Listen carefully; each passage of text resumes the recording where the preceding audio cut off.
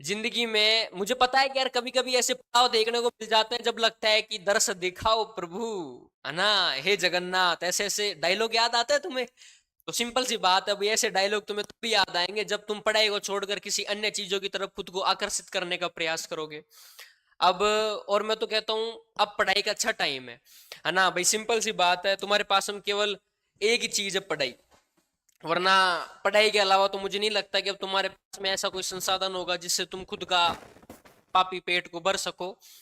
भाई अपने माँ बाप इतने अच्छे व्यापारी भी नहीं है कि अपन पढ़ाई छोड़ के व्यापार कर ले, या फिर अपने घर वाले इतने अच्छे सपोर्टिव भी नहीं है कि हम कोई स्पोर्ट्स के अंदर बेचकर कोई नीरज चोपड़ा बन जाए, कोई मैरी कॉम बन जाए, कोई विजेंद्र बन जाए। अपने पास एक ही रास्ता है कि यार किताबों को दोस्त बना के, किताबों को पूरा समय दे के, केवल और केवल किताबें अपना जीवन संवार सकती हैं। इसके अलावा तो बाकी फिर कुछ ही नहीं है लेना देना। पर साल का सबसे अंतिम दिन होता है दिसंबर। दिसंबर होता है, दिसंबर को विद्यार्थी सोचता है सर नई साल आ रही है, और नई साल के बाद आप मेरी पढ़ाई देखना, इतनी भयंकर पढ़ाई करूंगा मैं, तन मन धन लगा दूंगा पढ़ाई करने में। नई साल के बाद विद्यार्थी सोचता है सर 14 तारीख को ना मकर संक्रांति आ रही है, संक्रांत के दिन थोड़ी सी पतंग उड़ा लेता हूँ, फिर उसके बाद आप मेरी पढ़ाई देखना कितनी भयंकर पढ़ाई करूंगा मैं। जैसे सकरात के बाद में 3-4 दिन पढ़ता है, फिर उसके बाद सोचता है सर थोड़ी सी होली आ रही है ना, रंगाई छपाई करना जरूरी है, तो क्यों ना होली के बाद पढ़ाई शुरू करूं। होली के बाद सोचते सर राखी आ रही है ना, भाई बहन का त्योहार है, रक्षाबंधन बार बार थोड़ी आता है सर, साल में एक बार रक्षाबंधन आता है। रक्षाबंधन के बाद सोचता है सर भगवान राम अयोध्या आए थे, दिए जलाने हैं, अंधेरे के अंदर प्रकाश फैलाना है, भगवान राम बार बार थोड़ी आते हैं है ना। तो सर दिवाली बाद पढ़ाई स्टार्ट करूंगा। दिवाली बाद आ जाता है अपना दिसंबर, फिर सोचता है नई सर नई साल के दिन तन मन लगा दूंगा। ये पूरा का पूरा पढ़ाई का और विद्यार्थी जीवन के बीच में जो चक्कर व्यू है, इसके अंदर पूरी की पूरी भीड़ फंसी रहती है। अब पढ़ूं, अब पढ़ूं, अब पढ़ूं, खूब पढ़ूं, खूब पढ़ूं, इन 4-5 विचारों के बीच में जीवन गुजर जाता है 4-5 साल का। और समय इतनी तेज भाग रहा है, तुम कल्पना नहीं कर सकते। मैं मेरे को याद है 12th पास होते कैसे कैसे बीए निकली, कैसे कैसे समय निकला, मैं खुद कल्पना नहीं कर सकता कि यार इतनी जल्दी समय कैसे निकल गया। और देखना आने वाला समय और जल्दी निकलेगा, जैसे जैसे दिन बीतते जा रहे हैं, समय बहुत तेजी से बीतता जा रहा है। और मैं तो कहता हूं तुम्हारे पास में जो 2025 है, ये 2025 केवल 25 नहीं है, तुम्हारे पास में स्वर्णिम साल है। मतलब एक तरह से मौका मान लो यार, तुम्हें भगवान ने मौका दिया है। जो विद्यार्थी सोच रहे थे कि सर हमको सेलेक्ट होना है, हमको पढ़ाई करनी है, हम कैसे पढ़ाई करें, या फिर सिलेबस तो हम लोगों ने पूरा याद कर लिया, अब तो केवल पढ़ाई करनी है, केवल पढ़ना है, एग्जाम देना है। 2025 की अंदर सरकार ने भर्तियों का पूरा कैलेंडर जारी करके रख दिया। अब पढ़ लेना, अब दे लेना एग्जाम। और 2025 की भर्ती के अंदर जो 6-7 महीने ढंग से तैयारी कर लेगा, ये 6-7 महीने तुम्हारे आने वाली 40-50 साल सिक्योर करके रख देंगे।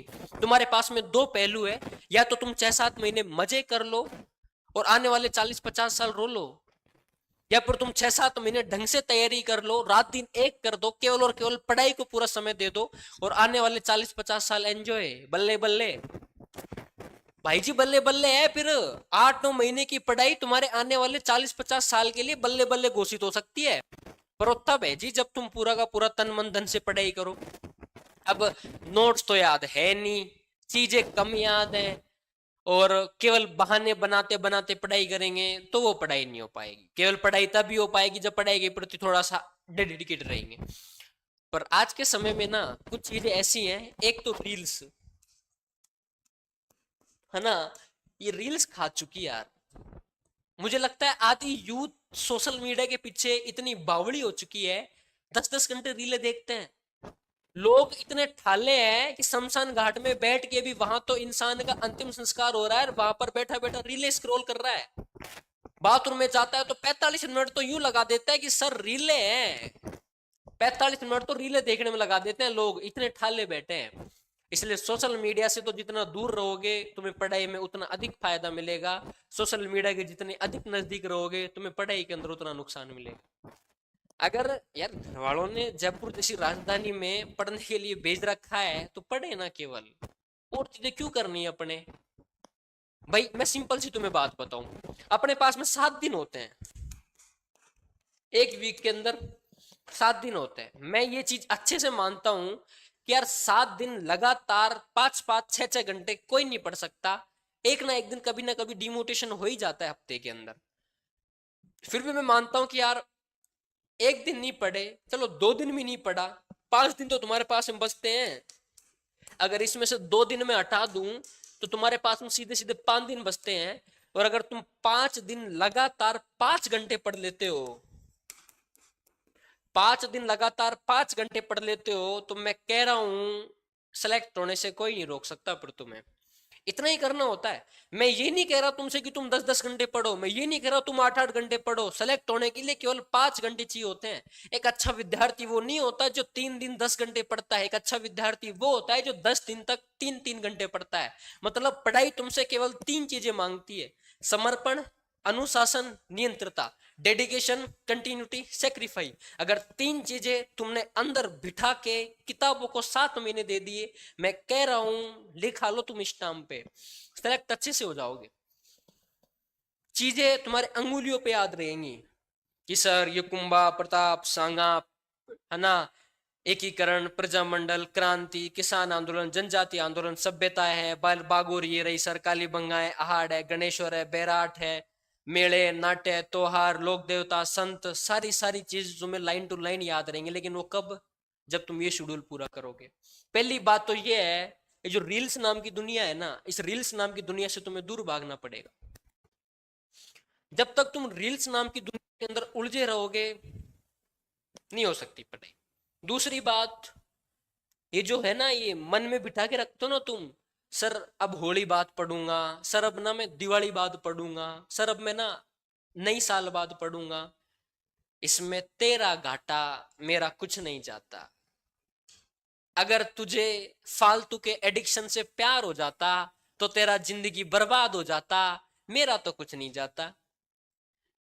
पढ़ लोगे तुम्हारा भला हो जाएगा। यहाँ टीचर आके 1 घंटे पढ़ा रहा है, उसमें से 10 मिनट तुम्हें वापिस से चीजें याद दिला रहा है कि नहीं नहीं यार तुम्हारा मार्ग यहाँ है, तुम्हारा मार्ग वहां नहीं है।